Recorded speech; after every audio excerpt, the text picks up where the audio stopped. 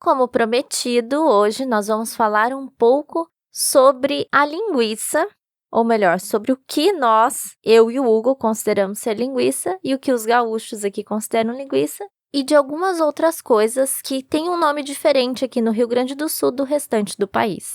Então vem com a gente em mais um episódio de Don't panic, keep speaking Portuguese. This podcast is especially designed to help you improve your Portuguese skills through natural conversations about music, culture, Brazilian expressions and habits, stories, travel and much more. So fasten your seatbelts and have fun. Os gaúchos são seres bem peculiares, porque de fato a cultura do Rio Grande do Sul, ela é uma cultura bem distinta de todo o resto do país. E dentre essas diferenças que destacam a cultura gaúcha, uma delas é a maneira de chamar alguns alimentos. Por isso nós vamos comentar hoje sobre essa confusão que tivemos logo que nos mudamos para cá e que precisamos nos adaptar a entender como os gaúchos chamam o que nós conhecemos como linguiça, que é aquela linguiça de churrasco. Então a linguiça que comentamos, inclusive, embora o processo seja o mesmo, para encher a linguiça e para encher outros tipos de comida bem parecidos com a linguiça que nós vamos comentar. Mas o fato é que, para nós, linguiça em São Paulo e no resto do país é essa linguiça também conhecida como toscana, que é um tipo de linguiça muito usada nos churrascos. Então, basicamente é isso, não tem muito o que explicar sobre essa linguiça. Com certeza, aqueles que têm acesso premium aos nossos episódios, os nossos Patreons, vão ter imagens para conseguir diferenciar essa linguiça do próximo item que nós vamos comentar, que só existe aqui no Rio Grande do Sul. Isso, e só para deixar claro, o que nós conhecemos como linguiça, que o Hugo já mencionou, aqui no Rio Grande do Sul, eles chamam de salsichão. Isso aí, essa é outra palavra, salsichão. O que no resto do país é algo bem diferente. A salsicha em si, na verdade, é aquela que vai no meio do hot dog, do famoso cachorro-quente. O salsichão passa a ideia de que é uma salsicha grande, que é um tipo de comida alemã. Isso é o que vem ou vinha na minha cabeça antes de conhecer o que os gaúchos chamam de salsichão. E para os gaúchos, o que é linguiça? De forma mais simples, para facilitar o entendimento, linguiça é um salame, só que ele é mais mole. Ele não fica tanto tempo curando, então ele fica mais molinho. Mas é muito parecido com o salame, porque você tem que tirar a capinha dele para poder consumir. Aí o salame, ele é mais firminho, que é aquele que normalmente a gente come junto com o pão. O salame precisa tirar a capinha também? Porque eu não me lembro de nunca ter tirado a capinha do salame na hora de comer. Mas, enfim, descobri isso agora. Sim, tem que tirar a pelinha, porque é uma pelinha mais firminha. Se você não tira, ou porque eu já tirei, ou porque quando a gente compra ele já fatiadinho, já vem sem a pele. Pode ser, porque em São Paulo era bem comum comprar o salame já fatiado. Então talvez por isso que eu não sabia desse detalhe também de tirar a capinha do salame. Mas a sua definição, Érica, foi bem apropriada. É importante adicionar à sua definição que tanto o salame quanto a linguiça gaúcha, ou como eles conhecem a linguiça aqui, o que eles chamam de linguiça aqui, é defumado também. Então, na verdade, é uma carne crua de porco, mas que por ser curada e defumada, ela se torna comestível. E essa é a grande diferença entre o salsichão, agora falando como os gaúchos conhecem o salsichão, e o que os gaúchos conhecem como linguiça. Porque o salsichão não pode ser comido cru. O salsichão é o tipo de carne de porco, embutido também, mas que vai no fogo, é para ser assado, cozido ou feito no churrasco, mas nunca é comido cru. Já o que eles conhecem como linguiça, aí sim, esse você pode comer cru, assim como se come o salame.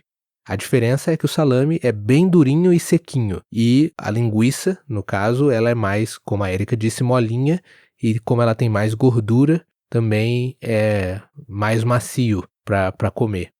E os gaúchos, eles comem, os gaúchos e nós também, né? Porque claro que nós aderimos a esse costume. A linguiça, aqui a gente come com cuca. A linguiça, ela é salgada. E a cuca é um pão doce e às vezes recheado, depende do gosto da pessoa, né? E daí a gente come, então, essa mistura da linguiça salgada com esse pão doce. E nesse pão a gente ainda passa uma geleia e uma nata. Então, essa é a combinação que normalmente acompanha a linguiça. E é uma delícia. Agora você pode imaginar a confusão depois da gente ter explicado todos esses termos alimentícios diferentes. Para ficar bem claro para você a confusão, a gente explicou que um se come cru e o outro não. Então imagine a gente chegando no supermercado para comprar o que nós entendemos como linguiça, e aí a gente vê que é bem diferente do que a gente queria para poder, de repente, fazer um churrasco. Ou o contrário. Imagine se você quer comer a linguiça, que pode ser comida crua, e você acaba pedindo o salsichão. Então é bem perigoso essa confusão. E eu lembro que uma amiga nossa veio nos visitar e ela foi no mercado para comprar linguiça para o nosso churrasco. Ela era de Goiânia, onde linguiça também é a que não se come cru e é usado para o churrasco, e ela quase brigou com o açougueiro, porque ela tem a personalidade bem forte, e ela pediu linguiça e apontou para o que os gaúchos entendem como salsichão. E o açougueiro, que é quem vende a carne no açougue, corrigiu ela, dizendo: "Ah, então você quer salsichão?" Ela respondeu: "Não, eu quero linguiça", e apontou novamente para o salsichão. E aí ela ficou numa discussão com o açougueiro, porque ela disse: "É esse aqui que eu quero, e o nome disso é linguiça." E o açougueiro, acho que percebeu que ela não era daqui, mas como algumas pessoas aqui também são bem teimosas, ele insistiu que era salsichão. E, enfim, eu não lembro como os dois saíram ou o que aconteceu com os dois. Eu sei que ela conseguiu comprar, por fim, o salsichão para o churrasco, ou a linguiça para o churrasco. E algo parecido já aconteceu com a Erika, quando ela quis comprar linguiça calabresa. É verdade. Linguiça calabresa, para mim, sempre foi uma linguiça defumada, que é aquela que a gente põe na pizza. E era exatamente isso que eu queria, porque a intenção era fazer pizza de calabresa. Então, eu fui até o açougue e pedi linguiça calabresa. E o rapaz me deu. Eu achei ela um pouco estranha, mas ok. Pensei, vai ver, essa linguiça calabresa é diferente. Quando eu cheguei em casa e abri a embalagem, eu vi que ela realmente era diferente. Não era o que eu estava pretendendo comprar, o que ele me deu. Aí, a linguiça que ele tinha me dado, como linguiça calabresa, na verdade, era uma linguiça que eu teria que fazer assada ou cozida, como a linguiça de churrasco. Então, teve essa confusãozinha ali entre eu e o açougueiro. É, porque a linguiça calabresa que a Erika queria pode ser consumida crua. E a que ele deu, aparentemente, não era do tipo que a gente consome cru. Mas nós falamos que iríamos citar também outros alimentos que têm nomes diferentes. Eu consegui lembrar de pelo menos mais 2, além dessa confusão toda de linguiça e salsichão, mas nesses casos são alimentos que o nome diferente não cria tanta confusão. Foi bem mais fácil se adaptar nesse caso. Um deles é o pãozinho francês, conhecido no resto do país como pão francês. Aqui é conhecido como cacetinho. Agora eu não faço a menor ideia do porquê esse nome.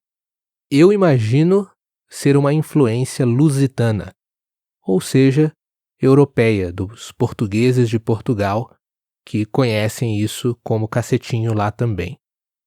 A outra coisa, na verdade, é uma modalidade de comida em restaurante, que é o famoso rodízio, que nós conhecemos como rodízio, que é quando você paga um valor só e tem vários tipos de carnes para comer. Os garçons passam às mesas oferecendo esses tipos de carnes e você pode ficar à vontade para comer o quanto você quiser ou o quanto você aguentar. Mas aqui no sul, eles chamam esse tipo de rodízio de espeto corrido. O que até faz algum sentido, porque os garçons geralmente passam oferecendo as carnes em espetos. Então a carne é feita no espeto, no churrasco, e depois esses espetos vão correndo o ambiente, por assim dizer. Por isso eles chamam de espeto corrido. Outra coisa que tem diferença também é o nome das carnes. No começo, quando a gente chegou aqui, eu sofri um pouco porque o nome das carnes, como eu conhecia, é diferente do nome das carnes aqui, dos cortes, do boi. Alguns nomes são diferentes. Mas depois que você acostuma, aí é tranquilo. Mas tem diferença também. Por exemplo, eu sempre conheci um corte do boi que chama acém, mas aqui eles conhecem como agulha. pois é muito importante a gente entender essas diferenças para a gente não ficar perdido e também para a gente não achar que o que a gente ouviu em um lugar do Brasil serve para todos os lugares do Brasil, porque, como a gente sabe, o Brasil é muito grande e as variações linguísticas são também quase infinitas. Afinal de contas, estamos há quase 30 anos morando no Brasil e ainda nos surpreendemos com diferenças, expressões, nomes diferentes, gírias e assim por diante. Então, por isso, é um aprendizado constante. O bom é que a gente já morou um pouquinho em alguns outros estados, então a gente foi adquirindo conhecimento e um pouco da cultura desses outros lugares, aumentando o nosso vocabulário, aumentando o nosso conhecimento, né? E é legal compartilhar isso com vocês também. Eu espero que vocês estejam gostando dessa troca de informações e de conhecimento que a gente está tendo por aqui. Muito bem, e é sempre bom lembrar que se você quiser ter acesso a materiais exclusivos, episódios exclusivos e a transcrição também dos episódios para aprender ainda mais rápido e avançar a fluência do português, você pode se tornar um Patreon e ter acesso aos benefícios exclusivos que nossos Patrons têm. Esse foi mais um episódio de Don't Panic, Keep Speaking Portuguese.